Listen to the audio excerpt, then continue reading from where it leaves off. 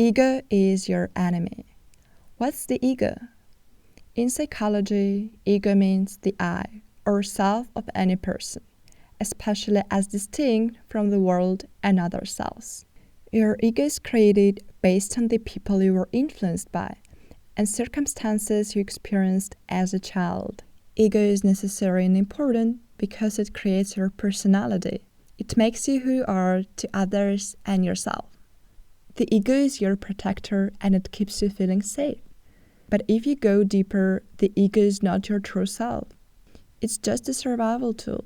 Meanwhile, our true self is just a small part of an interconnected universe.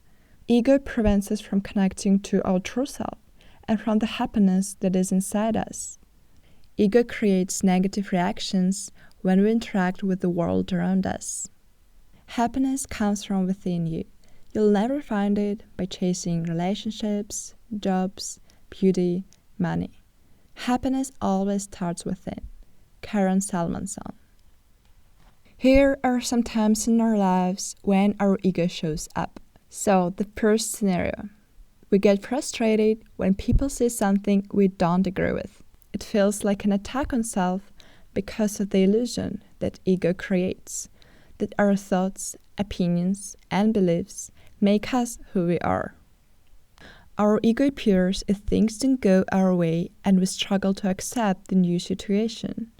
It often leads to discord with others. We'll definitely improve our relationships if we do some ego work.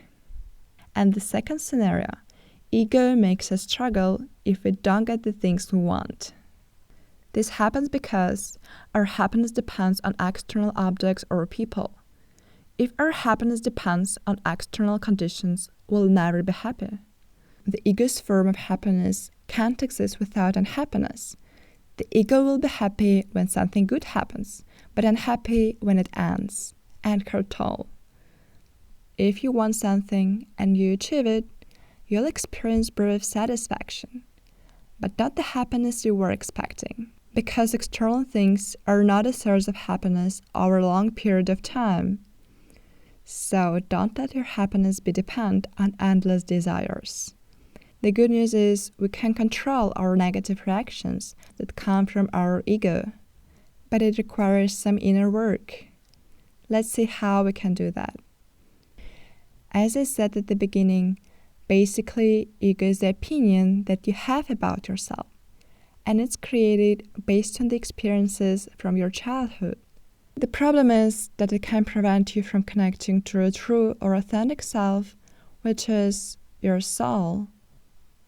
The first step of ego work is being aware of your ego. When frustration appears, pay attention to the state of your mind. Let's say someone called you a bad name. A common reaction is to automatically get angry. But now that you're aware of your ego, you can distinguish it from your true self. Your ego wants to be angry and say something rude back to that person. But take control over it and don't let external circumstances control the way you feel. So the next step after awareness is taking control over your ego. It's fair to say that it's not easy and it takes practice.